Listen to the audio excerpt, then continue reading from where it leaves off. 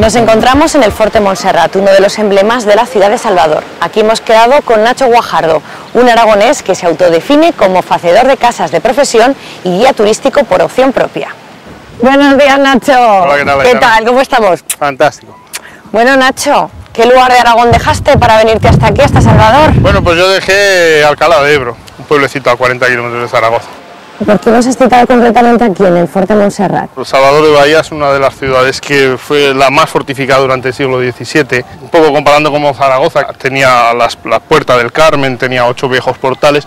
Pues el fuerte más emblemático para mí de la ciudad de Salvador sería este. En general, Nacho, ¿qué te aporta trabajar con grupos de gente y hacer estas rutas? Bueno, para mí, que vengo de una actividad que no tiene nada que ver con esto, que es la construcción, es muy divertido. Conozco muchísima gente, haces muchos contactos y la verdad es que es una actividad que se me da bastante bien.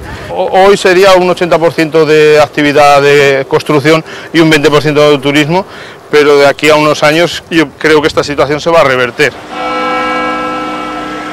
Pues estamos en las escaleras de la iglesia más famosa, no por ningún tema arquitectónico, sino por tema de fe, que es la iglesia de Nuestro Señor de Bonfim.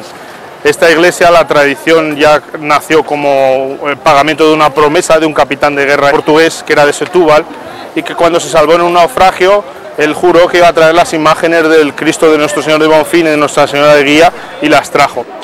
Dentro tenemos el museo de votos y de los ex-votos, que es que esto es, digamos, que la persona que le duele un pie o una mano o está con un problema en los estudios, cualquier tipo de cosas, ellos hacen una promesa y una vez que se les cumple, ellos cuelgan un pedacito de pierna o una cabeza de cera o hacen, dependiendo de las condiciones económicas, o hacen unos regalos mejores para la iglesia.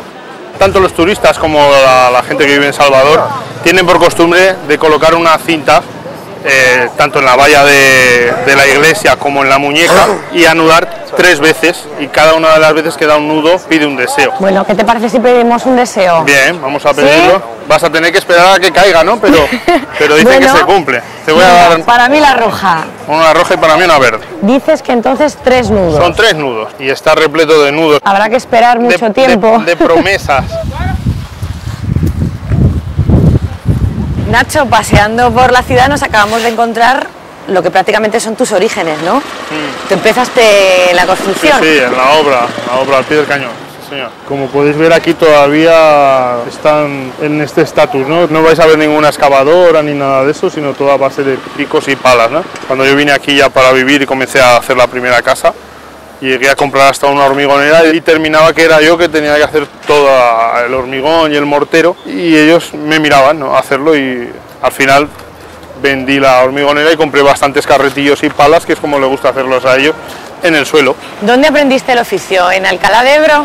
Yo aprendí esto desde pequeño ya, yo estudié, pero mi padre ya fue albañil, mi hermano es albañil, y entonces he conocido la obra desde pequeño.